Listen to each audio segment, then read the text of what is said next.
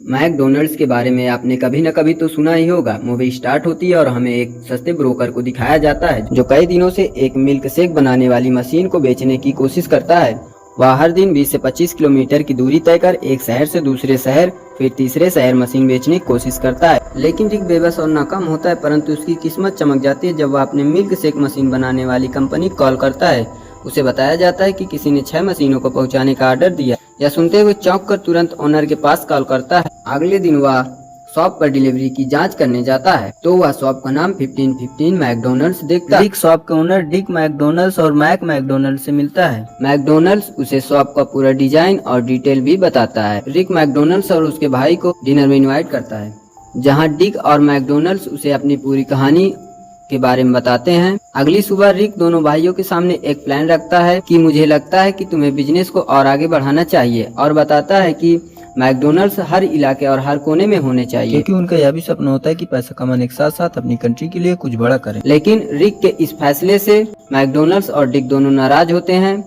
वह उन्हें समझाता है एक दिन मैकडोनल्ड्स एक परिवार को जोड़ने का जरिया बनेगा। उसके इस विचार से खुश होकर डिक और मैकडोनल्ड्स दोनों एक कॉन्ट्रैक्ट पर साइन करवा लेते हैं। इसके बाद रॉजर्स नए कस्टमर की खोज पर निकल पड़ता है। वह जहाँ भी जाता है उसे अपने पुराने बिजनेस की वजह से निराश होना पड़ता है, लेकिन वह हार नहीं मानता और अपनी इकलौती प्रॉपर्टी घर को गिरवी रख लोन लेता है और खुद ही शॉप चलाने लगता है।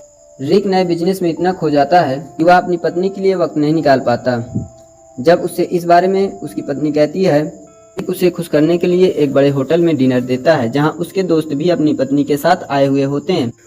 वे रिक के मिल्क मशीन बेचने वाले बिजनेस का मजाक उड़ाते हैं। तब रिक उन्हें अपने नए बिजनेस के बारे में बताता है जिसे सुनकर वे इसमें इन्वेस्ट करने के लिए तैयार हो जाते हैं। रिक को जब इस बारे में पता लगता है तो वह चिंतित हो जाता है कि अगर सारे रेस्टोरेंट एक साथ खुल जाएंगे तो उन्हें संभालना मुश्किल होगा। और ऐसा ही होता है। जब एक दिन वह अपने रेस्टोरेंट की जाँच करने जाता है तो अपने दोस्तों से इसके लिए उसे काफी बहस करनी पड़ती है। रिक डिसाइड करता है कि वह नए और मेहनती लोगों के साथ ही रेस्टोरेंट खोलेगा और ऐसा ही करता है, पर फिर भी उसे काफी कम मुनाफा होता है और बैंक वाले भी उसके घर लोन के बारे में कॉल करने लगते हैं, जिससे वह निराश होकर बैंक में कुछ और महीनों की मोहलत मांगने जाता है। जहां पर एक एम्प्लॉय रिक के खाते और मैकडोनल्ड्स के कॉन्टैक्ट के बारे में बताता है कि दरअसल आपको इन सभी में सिर्फ 1.5% ही मिलता है, लेकिन अगर आप नए रेस्टोरेंट के लिए जमीन खुद ही प्रोवाइड करें तो आपको अधिक पैसे मिलेंगे जैसा कॉन्ट्रैक्ट में दिया गया है। रिक ऐसा ही करता है। इस बीच वह अपनी पत्नी से डिवोर्स भी ले लेता है और वह मैकडोनल्ड्स कॉरपोरेशन के नाम से रेस्टोरेंट खोलना स्टार्ट कर देता है, लेकिन इन सभी में मैकडोनल्ड्स का सिंबल एक ही होता है।